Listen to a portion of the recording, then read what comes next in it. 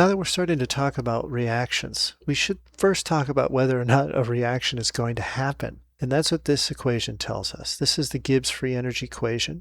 They also call it the golden equation. And it's really straightforward. Here's my change in free energy. Delta means change. So the change in free energy is equal to the change in heat. That's my enthalpy. And my change in this essentially entropy, disorder. S is my entropy, T is my temperature. But disorder is what we measure here, heat is what we measure here. Now, if I pull up a reaction and the free energy change, my delta G, the change in free energy is negative, that's something that is spontaneously favored. It just wants to happen. And that means that if my change in entropy is bigger than my change in heat, I'll get a negative number and it'll be spontaneous. But if it's positive, then that's a factor that's going to have to be driven. It's not a reaction that'll just happen on its own. You're going to have to push it uphill by adding energy to the situation.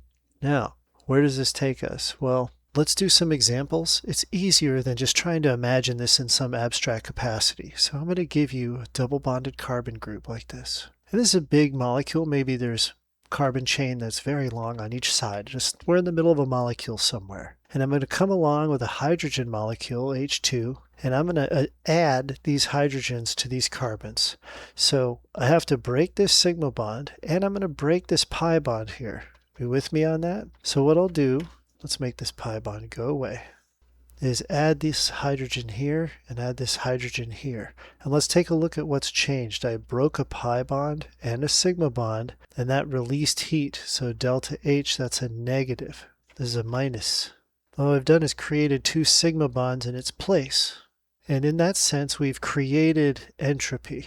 We've reduced entropy. We've created order, entropy being a measure of disorder.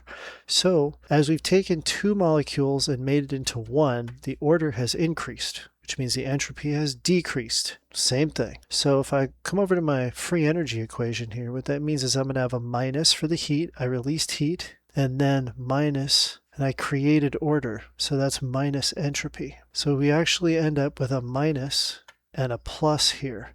And whether or not these balance out determines on the reaction that you're looking at. But when it comes to hydrocarbons, it's typically enthalpy driven. That is to say, more heat is released than is necessary to overcome the order that you've produced, and you'll have a little extra negative delta H hanging out here. So if you do addition reactions, things are going to get hot. And it's usually best then to do this kind of reaction in a cold environment. It doesn't need outside heat.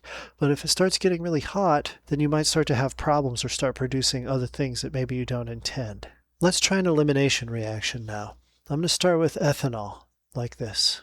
Here's my ethanol. And of course, this is a C with 3 hydrogens on the end of it here. You should know that by now. You're a chemist at this point. And here's a C here with a couple of hydrogens off the end there. I always got to fill in those 4 bonds. So here's my ethanol. And I'm going to add heat, and I'm going to add it to an acid. So protonated water or sulfuric acid, it doesn't really matter. But there's an excess of protons available for use here. And what that is going to produce for us is ethylene. And I will draw this out just for the sake of clarity. But if I really want to draw ethylene, all I have to do is draw these 2 lines like this. And you should know what the rest of this is at this point. But here's ethylene, and we're also going to create water with that. So what happens here is my methyl group here is going to lose a hydrogen. And notice here it doesn't have 3 hydrogens anymore. It's only got 2. So we're going to break 1 sigma bond from the carbon-hydrogen bond there. That's gone. And we're going to kick off the oxygen here. So we're going to break that carbon-oxygen sigma bond as well. And sigma bonds are very stable, so they take a lot of energy to break. That's just the truth of it. They're sitting in a nice configuration, stable, happy, and you come along and you want to tear them apart. Well, they don't go willingly, you know? So you're going to have to add heat to make that happen. But when you do, if you're in the presence of an acid where this is available, because we're going to need to create water from this alcohol group, we'll need that extra hydrogen for that. What you'll end up with here is the addition of 1 pi bond. And pi bonds are weak. They're weaker than sigma bonds because they're outside of a sigma space. They're towards the outside of the molecule compared to that center bond. But right between these two, that's nice and stable. But the second one has to kind of live above it or below it or both if you're being really accurate. So what you end up with here is less bond stability. What you end up with here is a positive delta H because you had to put so much enthalpy into breaking these bonds, and you're not really getting much of it back out. Certainly not 2 sigma bonds worth. But what you did end up with was 2 molecules from 1, which means that increased your entropy. So you're getting a plus for the enthalpy, but then you're getting minus a positive here, which of course is a negative. So again, we see something of a balancing act between the enthalpy and between the entropy. And we find typically in an elimination reaction that you're going to have to keep adding energy to make it work unless you really crank up the heat in the room. And once you heat it up, once you get it to like, let's say 400 degrees Fahrenheit. It might not require fire, but pretty close to that kind of heat. Then the reaction will become spontaneous and continue to happen. But if you don't have that heat input, ethanol is not going to dehydrate into ethylene. Our free energy equation here says that that's not really going to happen. And of course, I'm leaving the numbers out here, but you can trust me that that's the general case. Let's try another uphill example. Here's ethane. Can you see the 2 methyl groups on it? It's not just a line. Right? Those are carbons on the end, and on those carbons are hydrogens. So those are 2 methyl groups. And I'm going to add CO2, which looks like this, to it. And what I'm going to do is I'm going to create a carboxylic acid here. So 3 carbons right here, and then this carboxylic acid group happens to be at the end here. So what I'm going to do to create that from this, if we look at the math on it, is, well, these 2 carbons are going to have to attach to a 3rd carbon. So we're going to have to make a new CC sigma bond. That's going to come attached to this guy. And this guy, you know what, let's move this part over here because that's on the new bond side. We're going to have to break a pi bond to do that from the CO. And the other thing we need to do is create this OH, so maybe an OH sigma bond here gets created. So notice something here. We had to create CC and OH bonding, and the only thing we did was break off this pi bond. So we're certainly going to require H input to be able to do that. You're going to have to add heat to create these new bonds here like that. It's not just going to happen on its own. In fact, it's energetically expensive. CO2 is very stable. You know that in your heart. It's a waste product of combustion and respiration. The atmosphere would explode if CO2 was volatile. And we would use it for energy instead of have it as a waste product from energy production. Now, on the entropy side, you're taking 2 free-moving gas molecules and you are locking them together into a single structure. So you're creating order, which means that entropy here is going to be negative. So you're going to have heat going in and a minus. You're going to end up with a plus here. So in this case, there's not so much of a balance as an agreement that it's going to require heat to do this. In fact, it takes quite a bit of heat. Because both terms are positive here, it should be clear that you're going to have to apply heat to make this happen. This is a driven reaction, not a spontaneous one.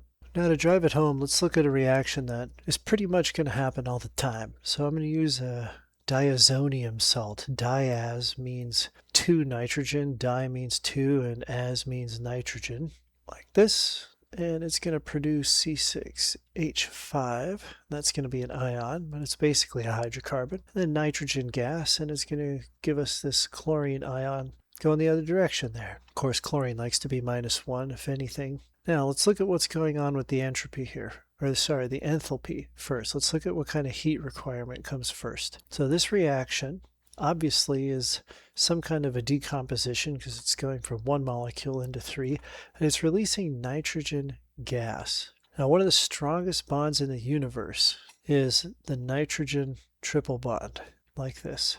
It requires a pretty substantial amount of energy to produce this triple bond here. And you know what that means? Forming that bond releases a massive amount of heat because it's so low energy once it's formed. That's exactly why it's so hard to break. We're kind of talking forward and backward on the same coin here, but the more stable a bond is, the more heat it released when it formed. If you have to add heat to break it, then it must have released heat when it made it. It's all reversible. So whenever I see nitrogen gas as a product, I'm thinking heat was left behind, or was emitted. So somewhere in the way here, we're going to have this nitrogen triple bond. That's going to be a big one.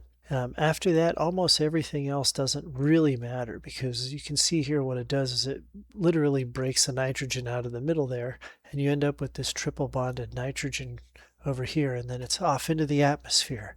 And there's a reason it makes 70% of the atmosphere. It's incredibly stable because those bonds live at a very low energy, and they're very happy how they are. Now, the entropy in this situation, let's just go ahead and mark a big minus over the delta H, because we're releasing a lot of heat when we form these super stable bonds. What's the entropy doing? We're taking a salt and exploding it into 3 molecules. So the disorder in this group is absolutely positive. It's very high. Delta S is very positive, so we're doing minus a positive. Well, that becomes a negative, right? When you subtract a positive. So this being a double negative here, we have a negative and then we're subtracting more. This is an extremely delta G negative reaction, which means it is extremely likely to be spontaneous. It'll happen on its own. You fart next to it and it explodes. They're dangerous, like benzene diazonium chloride, I think is the name of this one. But there's all kinds of diazonium salts, and I promise all of them are touchy, like nitroglycerin you may have heard of, a constituent for TNT. Has a tendency to just explode in your hand. You might want to be careful with that. So this is an example of a double negative combination for our delta G. We end up with a big negative number, and you're going to get a pretty spontaneous reaction out of this. So be wary anytime you see a reaction where nitrogen gas is the product, because it's very likely to be a spontaneous one. And if you keep that in mind, it might save your life.